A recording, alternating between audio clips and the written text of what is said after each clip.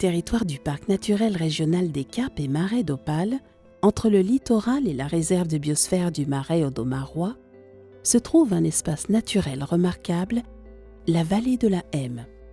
Avec ses paysages magnifiques, ses villages de caractère et son agriculture dynamique, la vallée séduit les habitants en quête de proximité avec la nature. Délimitée par des coteaux calcaires qui forment un cirque géologique, elle est creusée par des ruisseaux qui alimentent la rivière de la Hemme.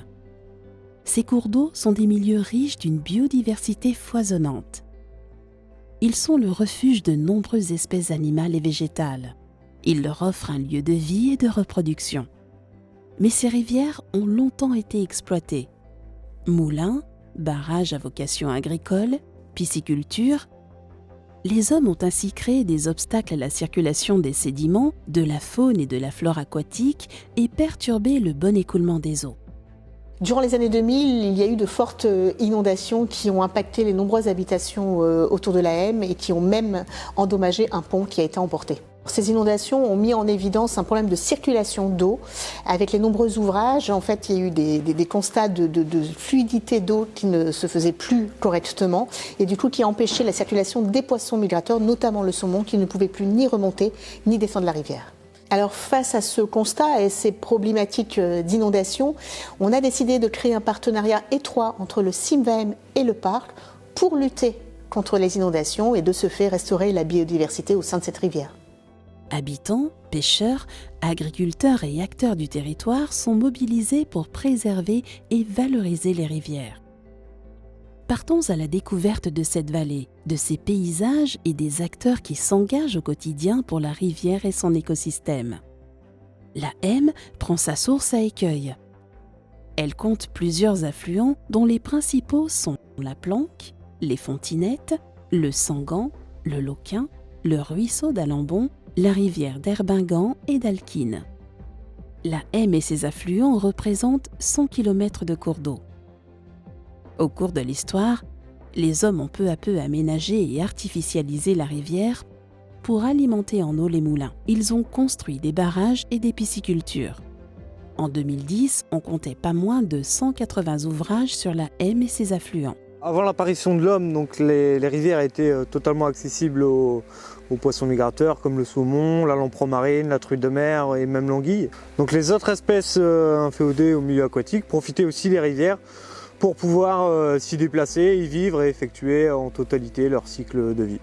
Ces aménagements perturbaient aussi le cours naturel de la rivière, générant des érosions de berges et des inondations ponctuelles. Ces perturbations avaient un impact sur la biologie du cours d'eau. Que restaurer l'état physique de la rivière, c'est donner des supports de vie, d'habitat pour l'ensemble des espèces qui peuplent le cours d'eau. Une vaste opération de concertation a alors été menée afin d'impliquer les collectivités, les agriculteurs et les propriétaires de parcelles où coule la rivière afin de rétablir la continuité écologique, c'est-à-dire la libre circulation des espèces, des sédiments et de l'eau. Donc la vallée de la Hemme, en termes de patrimoine d'habitat et en termes de patrimoine biodiversité, c'est un site remarquable à l'échelle du bassin et c'est ce qui justifie de préserver ses fonctionnalités. Mais pour permettre à la rivière de couler à nouveau librement et de retrouver son aspect sauvage, il faut lever les obstacles et étudier chaque ouvrage construit sur son cours. On bâtit alors des solutions au cas par cas. Alors, il existe différentes solutions d'aménagement pour établir la continuité écologique. Il y a tout d'abord le retrait de l'ouvrage, son arasement. Il y a la possibilité aussi de créer des petites chutes successives pour créer une sorte d'escalier avec des chutes franchissables par les poissons. Il y a aussi d'autres solutions comme les bras de contournement. Et ensuite, les solutions d'aménagement passe à poisson, donc beaucoup plus techniques, plus artificielle, avec des pentes plus importantes. Chaque ouvrage a sa solution. 14 ouvrages ont ainsi fait l'objet d'importants travaux. Exemple à Nordosque, où les vannes d'un moulin ont été démontées. La Fédération de pêche a procédé à des travaux sur le barrage de Nordosque qui consistait en la dépose du portique de vannes et des bajoyers. À Rec-sur-Hemme, le village voisin, c'est un ancien moulin à farine qu'il a fallu adapter. À Rex-sur-Emme, l'ancien moulin à farine avec une chute de 1,50 m était un mur infranchissable pour les espèces migratrices comme les poissons. Il a donc fallu en fait remettre le lit du cours d'eau dans son ancien lit car en effet la rivière avait été détournée pour augmenter le rendement du moulin. L'ouvrage a été conservé par les propriétaires et remployé comme fontaine. Un peu plus en amont, nous voici à Tournehem sur la Hemme. Ce village emblématique de la vallée compte 6 ouvrages qui alimentaient 4 moulins. Ces ouvrages ont connu des travaux de grande importance. Du côté du moulin Le Laine, l'agence de l'eau Artois-Picardie avait racheté des terrains à proximité, ce qui a permis de redessiner sur 400 mètres un nouveau cours d'eau avec des méandres qui passent à côté du moulin. En parallèle, la zone humide a été restaurée avec le creusement de 4 mares. Ce projet exemplaire a été retenu au niveau national pour faire l'objet de suivis scientifiques poussés et démontrer notamment l'impact des travaux sur la biodiversité. Le moulin d'Elzoide est, lui, situé en plein centre-bourg entouré d'habitations. Il est donc impossible de modifier le tracé actuel. Le moulin d'Elzoide a la particularité d'être situé en plein centre du bourg. Donc là, la Hemme arrive au niveau de la commune de Tournant. Elle se divise en 2 bras à ce niveau. Et les 2 bras se rejoignent ensuite environ à 300 mètres en aval du moulin d'Elzoide. Le bras gauche a été aménagé de façon à attirer la majorité des poissons. Avec sa pente douce, il est plus facile à emprunter. Sur le bras droit, d'autres aménagements ont été réalisés. Mais avec sa pente plus accentuée, il est réservé aux poissons les plus sportifs. Dans le village de Clercq, encore en amont de la rivière, un ancien moulin trône dans le hameau d'Audenfort. Sa cascade et son gué font partie du patrimoine local et devaient être préservés. Cette cascade permettait aussi l'alimentation d'une pisciculture située juste en face, mais empêchait la circulation des espèces, des sédiments et de l'eau. Ici, c'est l'EPF, l'établissement public foncier, qui entre en scène. Donc l'EPF il a acheté le site, il a fait les travaux de désamiantage, démolition des blocs béton de l'ancienne pisciculture. Nous avons conservé un ouvrage de l'ancien moulin qui est un petit peu plus en aval. Et donc on a creusé un bras de contournement pour permettre la libre circulation des espèces aquatiques dans cet endroit. 80% du débit passe par le contournement, 20% par le moulin et sa cascade. Les poissons peuvent circuler et le cachet de lieu est préservé. En parallèle de ces travaux, la zone humide a fait l'objet d'une restauration et d'une plantation. Alors l'objectif à terme, c'est que ce site rendu à la nature retourne à la commune à la toute fin des travaux et que les habitants puissent aussi du coup profiter d'un accès privilégié à une zone naturelle. En termes d'impact paysager et biologique, c'est assez flagrant, hein. Bon, le paysage est plus ouvert et surtout la biodiversité grimpe en flèche, hein. On a tout de suite la colonisation de tout un tas d'espèces. On le voit avec les mares aussi, hein, toutes sortes de batraciens, libellules qu'on n'avait pas vues depuis longtemps sur ces parties-là de la rivière, hein, qui recolonisent à nouveau ce site. En 10 ans, un tiers des ouvrages ont été aménagés. Sur les berges, des clôtures, des ponts, des abreuvoirs ont été installés pour limiter l'impact de la divagation des animaux dans le cours d'eau et sur les berges. La Hemme est désormais reconnue en bon état écologique, avec 23 km de cours d'eau qui ont été rendus aux espèces aquatiques. On voit des poissons qui remontent la rivière sur des parcelles qui jusque-là étaient mortes car inaccessibles notamment aux poissons migrateurs. Donc il y a eu un suivi de nid de ponte qui a été réalisé ces dernières années donc, par la Fédération de pêche et on a pu observer d'année en année une progression de ces nids de ponte, c'est-à-dire à chaque fois qu'il y avait un ouvrage qui était soit arasé, soit aménagé, on retrouvait donc des nids de ponte au-dessus de cet ouvrage et on voyait bien le front de colonisation qui remontait d'année en année. Et aujourd'hui on arrive quasiment aux sources entre guillemets de la Hemme. La Hemme retrouve donc les caractéristiques d'une rivière sauvage. Le tracé reprend une forme naturelle, favorise la biodiversité et limite les débordements des cours d'eau lors des crues. Si les travaux les plus visibles se déroulent souvent en bord de rivière, ce ne sont pas les seuls à avoir un impact sur la qualité de l'eau et sur la lutte contre les inondations. Un peu en retrait de la rivière, s'étendent de vastes champs cultivés. L'enjeu principal sur ce territoire, c'était un enjeu hydraulique de lutte contre les inondations. Et une des pressions qui favorise justement ce risque d'inondation, c'était les ruissellements et les coulées de boue.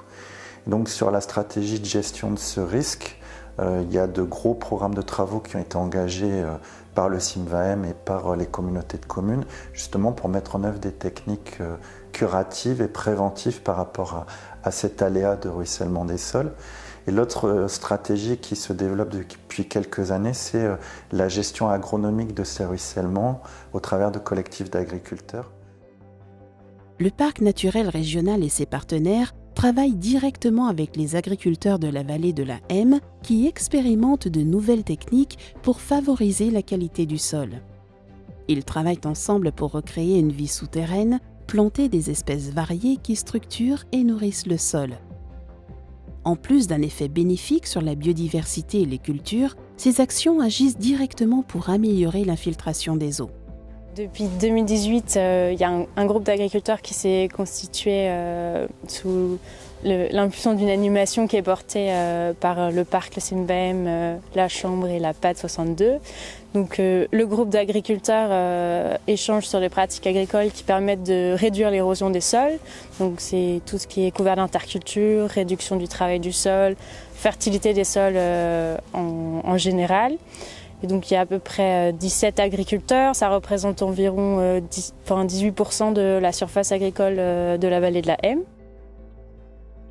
Moins d'eau en bas parce qu'on l'a retenu, ça peut éviter les gros coups d'eau et retenir l'eau, c'est parfait. Hein.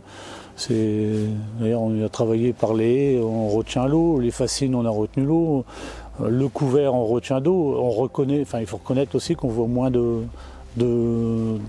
tranchées, d'érosion dans les terres, depuis qu'on travaille un peu moins de labour, un peu plus de couverture de sol, forcément. Je pense que ça joue énormément sur les quantités d'eau qui arrivent en bas à la rivière. J'en suis persuadé. Qui dit vallée, dit relief. Quittons les plaines agricoles et remontons encore un peu. La vallée de la M est bordée de grands coteaux, des promontoires naturels qui, par le biais de l'infiltration des eaux, jouent un rôle sur la qualité de l'eau dans la rivière en contrebas. Exemple sur l'un des coteaux les plus emblématiques de ce paysage, le coteau d'Audréan.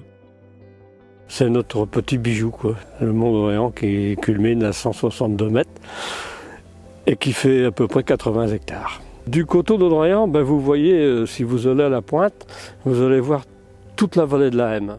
Les coteaux bordent en fait le bassin versant de la M, ce qui fait que les coteaux récoltent toutes les eaux de pluie en fait, qui arrivent dans le bassin versant.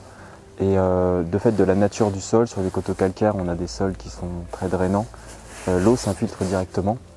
Et le fait que l'eau s'infiltre dans des milieux préservés, et préservés notamment des pollutions, se transparaît en fait sur la qualité de l'eau de la M à l'aval.